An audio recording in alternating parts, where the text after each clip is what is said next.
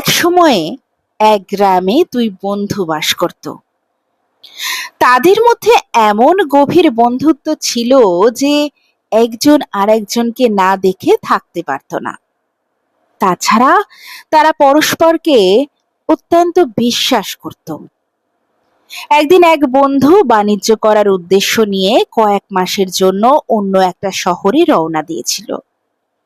এ সময় সে তার বন্ধুটির দায়িত্বে লোহার সিন্দুকটি রেখে গেল।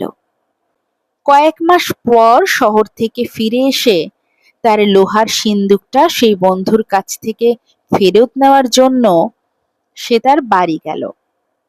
কিন্তু বন্ধুটি তাকে বলল যে তার সিন্দুকটা উইপোকায় খেয়ে ফেলেছে।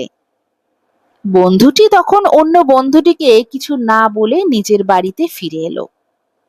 সে তাকে একটা উচিত শিক্ষা দেবে বলে ঠিক করলো এবং উপযুক্ত সুযোগের জন্য অপেক্ষা করতে লাগলো।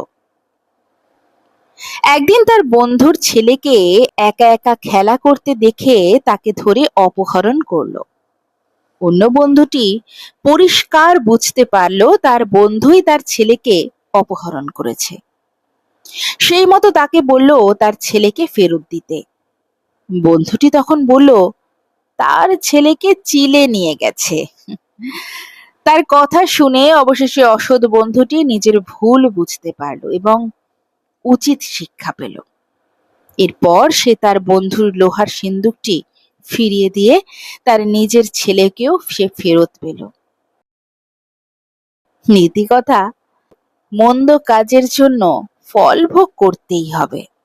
এখানে বলে রাখি, অবাস্তব কথা কখনোই যুক্তিযুক্ত হয় না। কারণ লোহার সিন্দুকটি কখনোই উইপোকায় যেমন খেতে পারে না, তেমনি একটি ছেলেকেও চিলে উড়িয়ে নিয়ে যেতে পারে না। তাই কোনো কথা বলার আগে ভেবেচিন্তেই বলা উচিত, যাতে সেই কথার মধ্যে যুক্তি থাকে। অযথা তর্ক পোকারাই করে।